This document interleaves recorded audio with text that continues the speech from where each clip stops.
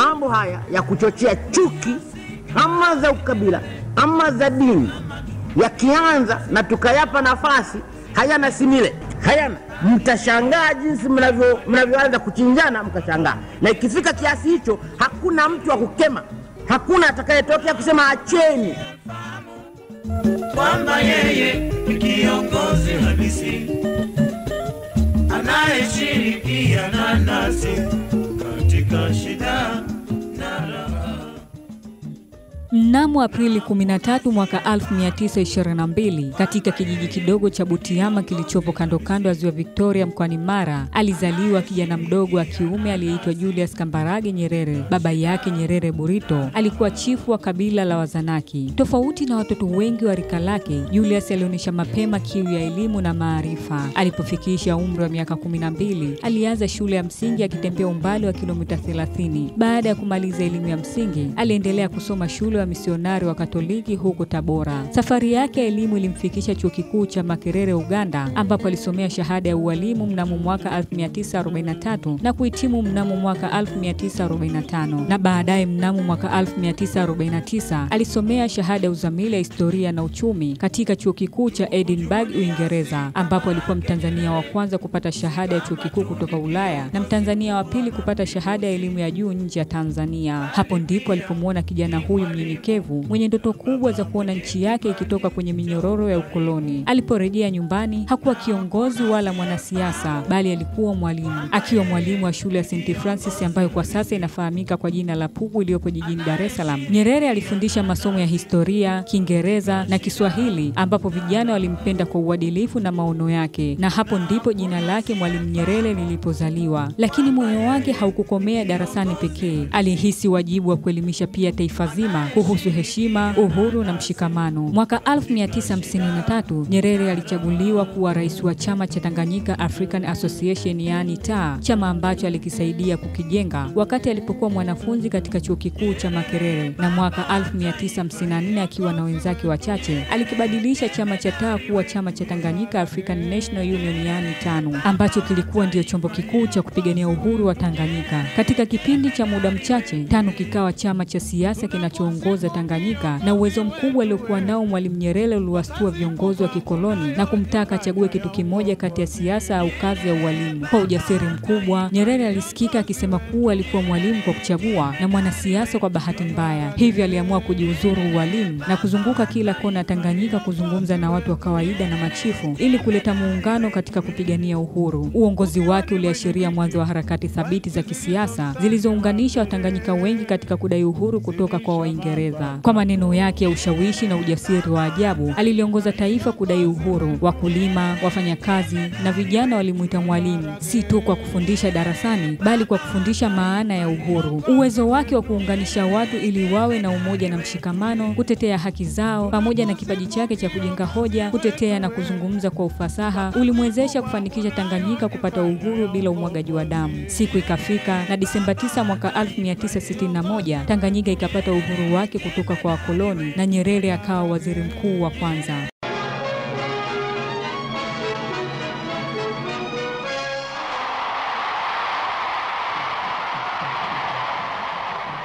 Jubilation was unbounded in Dar es Salaam. From the final session of the Constitutional Conference came Mr. MacLeod left, Mr. Julius Nyerere, and the Governor, Sir Richard Turnbull, after the announcement that Tanganyika would have full internal self-government next May and full independence next December the 28th. Chieftains and others met the Colonial Secretary at the Governor's garden party. Baadaye aliteuliwa kuwa rais wa Jamhuri ya Tanganyika mwaka 1962 baada ya taifa hilo kubadilika kuwa jamhuri. Mwaka 1964 Tanganyika iliungana na Zanzibar na kuunda Jamhuri ya Muungano wa Tanzania, ambapo Nyerere akawa rais wa kwanza wa muungano huo. Uongozi wa Mwalimu Nyerere uliandikwa kwa misingi ya falsafa ya ujamaa na kujitegemea. Kupitia azimio la Arusha la mwaka 1967, Nyerere alitamani kuona kila Mtanzania anapata elimu, ambapo alisisitiza elimu ya kujitegemea. Pia alitamani kuona kila Mtanzania likiishi katika mshikamano, akishirikiana na mwenzake na taifa likijitegemea bila utegemezi wa wageni. Ingawa sera hizi zilileta changamoto nyingi za kiuchumi, ila ziliweka msingi wa mshikamano wa kitaifa na umoja wa Tanzania bila upendeleo wa kikabila au kidini. Nje ya mipaka ya Tanzania, Nyerere alikuwa sauti ya Afrika. Alijulikana kama mpatanishi na mpigania ukombozi barani Afrika. Pia aliheshimika katika Jumuiya ya Madola, Umoja wa Afrika na Umoja wa Mataifa kwa msimamo wake wa kutetea haki na usawa. Akiwa kama kiongozi wa maadili na mfano wa unyenyekevu, Nyerere alisaidia harakati za kupinga ukoloni na ubaguzi wa rangi katika nchi nyingi za Afrika, ikiwemo Zimbabwe, Afrika Kusini na Msumbiji. Na jambo nataka kulisema hapa. Nataka kulisema kwa mataifa ya magharibi. Nasema hivi: Mozambiki lazima ijitawale.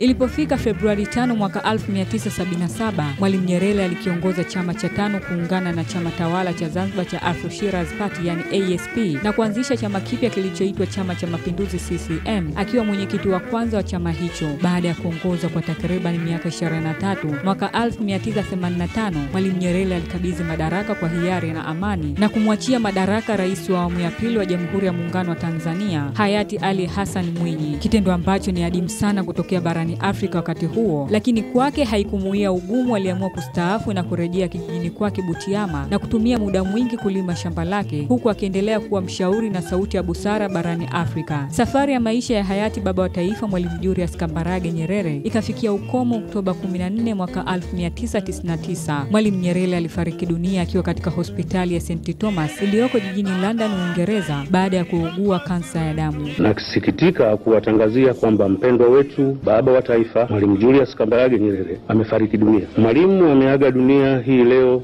saa 4:30 asubuhi saa za Tanzania katika hospitali ya Mtakatifu Thomas mjini London, ambako alikuwa amelazwa akipata matibabu ya kansa ya damu tangu Septemba 24 mwaka huu. Kama taarifa zetu za awali zilivyoeleza, hali ya baba wa taifa ilibadilika ghafla Alhamisi usiku Septemba 30 na viungo vyote kuanza kudhoofu, na ikawalazimu madaktari kumhamishia kwenye chumba cha wagonjwa mahututi mpaka alipofariki dunia leo. Najua kifo cha baba wa taifa kitawashtua na kuwafadhaisha Watanzania wote. Aidha, wengi watashikwa na wasiwasi. Mwalimu alijenga msingi wa umoja wa taifa letu na kuutetea kwa nguvu zake zote.